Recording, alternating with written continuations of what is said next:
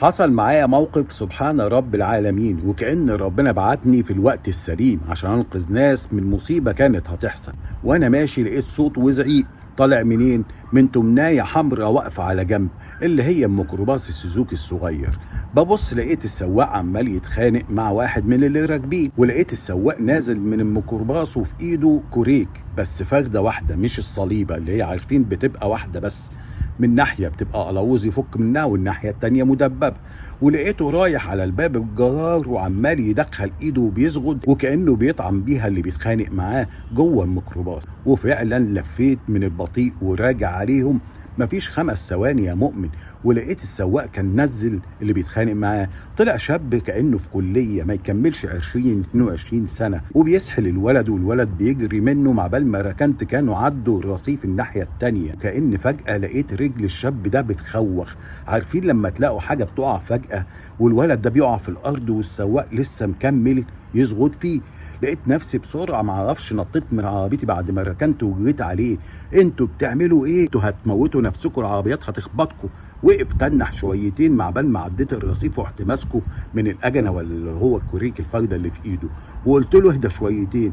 والولد راحوا جايين الناس اللي كانوا راكبين خدوه عدوه الرصيف الناحيه التانيه وقعدوه. رحت ماسكه قلت له يا بني ادم هتضيع وهتضيع نفسك علشان ايه؟ ما هو اصل يا استاذ انت ما تعرفش، انا ما شفتش قله ادب زي كده. قلت له وهل يكن انت في الاول وفي الاخر بتخبطه في دي في صدره، افرض منك مات.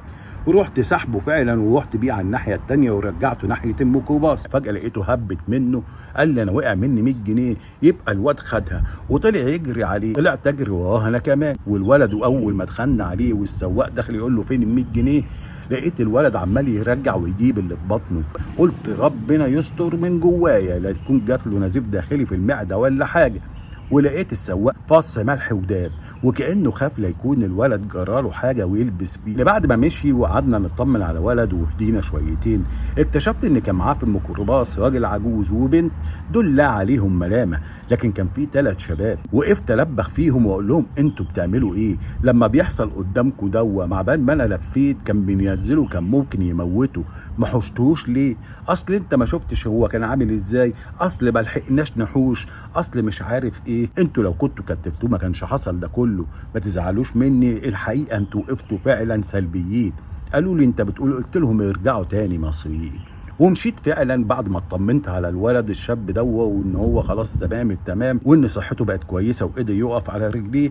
بس راجع عمال افكر في مشاهد كتير طول عمري، واحنا عارفين ان المصريين لما بيلاقوا اي خناقه قدامهم بيدخلوا على طول بيتبرعوا ان هم يحوشوا بين المختلفين. يبقى البني ادمين نازلين بيقتلوا في بعض وبيتخانقوا وبيتنرفزوا من الضغوط الماديه اللي عليهم، فبيطلع منهم افعال صعبه شويتين. والناس بتبقى واقفه بتتفرج على الخناقه وكأن 2 بيقتلوا بعض زي الرومانيين واحنا بنسقف لهم. ايه بقى اللي جرالنا كمصريين؟ من امتى احنا بنشوف خناقه وما بندخلش نقول صلي على النبي واهدى وكلمتين؟ فين الشهامه اللي كانت جوانا؟ فين اللي احنا اتعلمناه زمان؟ لما تلاقي اذى في الشارع تجري بسرعه وتحاول تعمل اللي عليك، مش كده ولا ايه؟ ربنا يصلح حالي وحالكم ويبارك في كل مصري اصيل، ويرجع لنا المروءه والشهامه اللي كانت بتجري في دمنا وطول عمرنا عليها متربيين. السلام عليكم، تتمسوا بالعافيه.